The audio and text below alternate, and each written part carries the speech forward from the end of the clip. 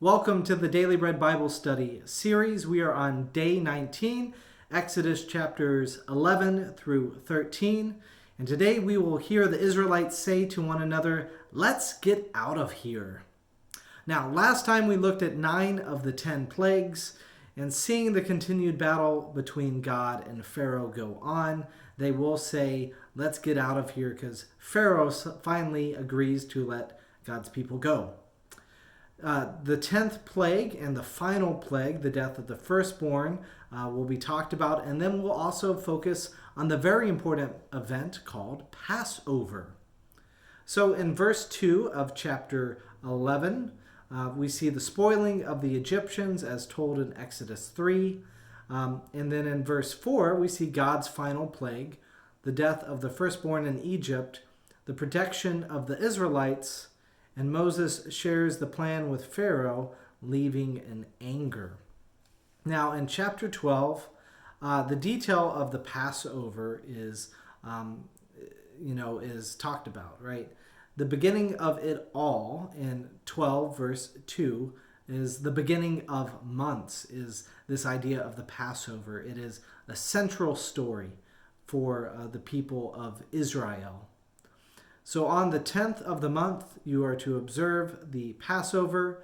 And in Exodus 12, verse 3, tell the whole congregation of Israel that on the 10th of this month, they are to take a lamb for each family, a lamb for each household. Now, the Passover features a lamb for those who know Jesus' Last Supper, right?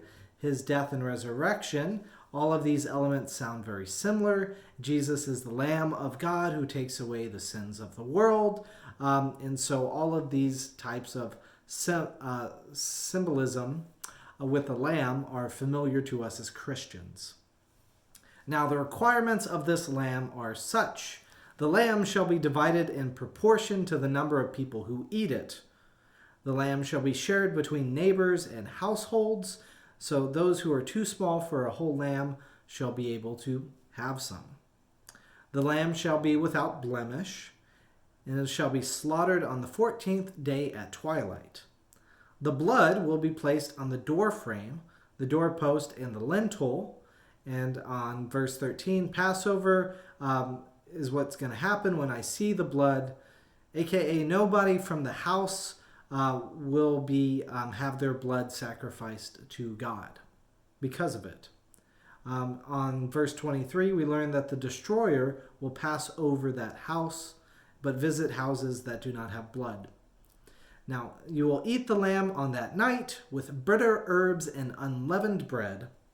Nothing raw or boiled will be eaten, but roasted in a fire, and its guts and all.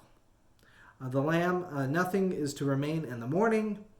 And how you shall eat it? You shall eat it like those preparing to flee Egypt.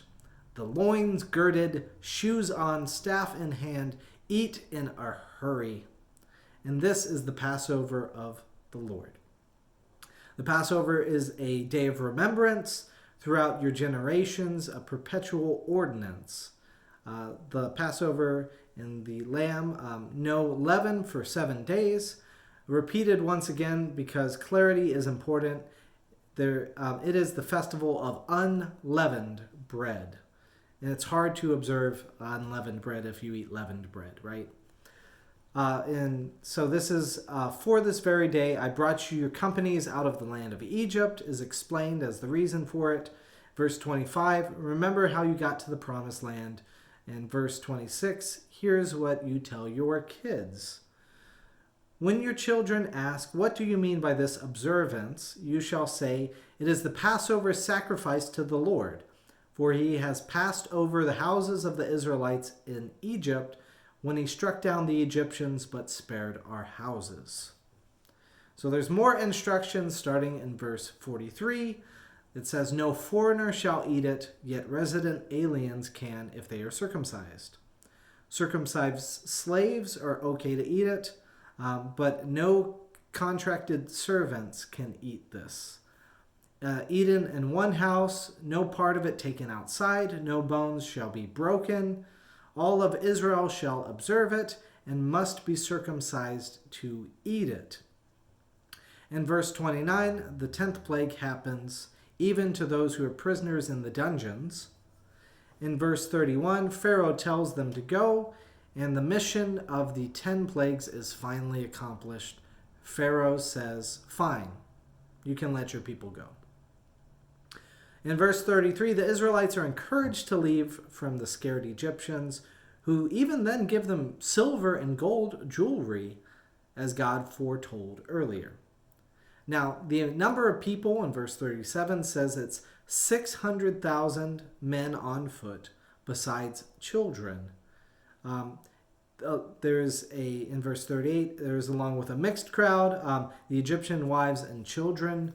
Is that what it's referencing? I'm not quite sure. But in verse 39, we see the unleavened bread, since it is only the dough, was brought. And in verse 40, we get to hear that it was 430 years spent total in slavery. In chapter 13, we see the consecration of the firstborn and the making the connection of the firstborn Passover to the festival of unleavened bread. In verse 12 and 13, the firstborn are set apart and redeemed.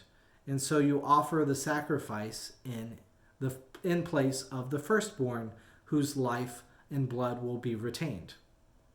The sacrifice and redemption details are given in verse 15. And even all the firstborn of your livestock, all the males shall be the Lord's. So every firstborn male among your children shall be redeemed, as it says in 13, both livestock as well.